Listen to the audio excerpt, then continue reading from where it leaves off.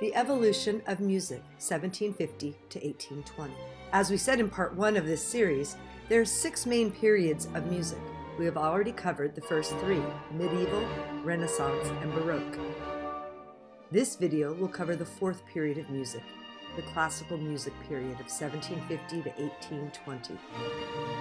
We call the classical period of music history classical because of the large influence that classical Rome and Greece had on the styles of music, art, and literature in general during this period.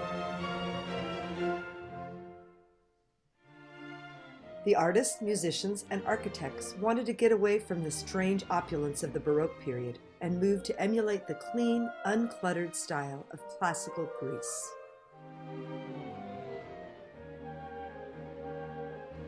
Compared to the Baroque period, the music of the classical period was a lighter, clearer texture and less complex.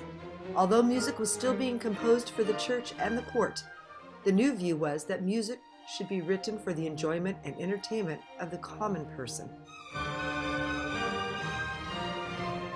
This was the first era in music history in which public concerts became an important part of the musical scene. One of the main developments that we can point to in the classical period was the introduction of the piano. Previously, the harpsichord's twangy sound was all over the place in the Baroque period. But this instrument gradually became replaced by the piano because of its ability to play much more softly and subtly than the harpsichord.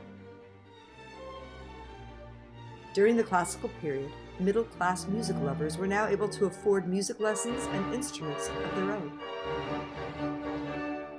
2 of the top composers of the classical period are Wolfgang Amadeus Mozart and Ludwig van Beethoven. Mozart. I can't think of a time when I didn't know his name. I was still playing childish games when he was playing music for kings and emperors, even the Pope in Rome.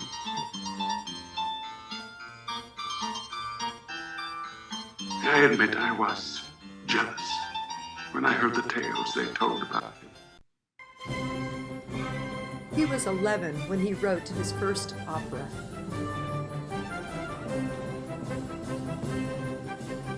Unfortunately, he constantly struggled financially and died at the age of 35 after falling ill.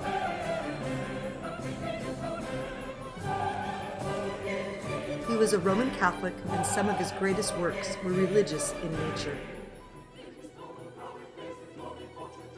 Mozart composed over 600 works and is considered one of the greatest composers of all time. Our second classical composer, Ludwig van Beethoven, was born in Germany in 1770. His talent for the piano was soon realized, and he gave his first public performance at the age of 8. Unfortunately, he had a terrible childhood. His father was an abusive alcoholic. He would force Ludwig to practice for hours and beat him if he played a wrong note. Beethoven was a prolific composer who wrote music for wealthy patrons and also earned money from public concerts. This is one of the most famous works that he wrote, Beethoven's 5th Symphony.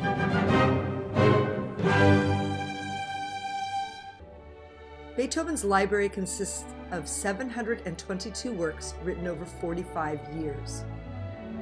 Here are a few interesting facts about Beethoven. He had a quick temper. He never married or had children. He played the organ, harpsichord, piano, and violin. He began to lose his hearing in his mid-20s. He wrote his final symphony, this famous 9th Symphony, when he was totally deaf. He was considered a pivotal figure in the transition from 18th century classical music to 19th century Romantic music. His influence on subsequent generations of composers was profound. He died at the age of 56. As you can see, the classical period was a very important era in the history of music and gave us some of our greatest composers. To review, classical music period is 1750 to 1820 approximately. The music of this period was lighter and less complex, and written for the enjoyment and entertainment of the common person.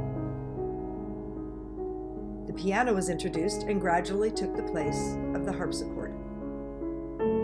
Two of the top composers of this period were Mozart and Beethoven.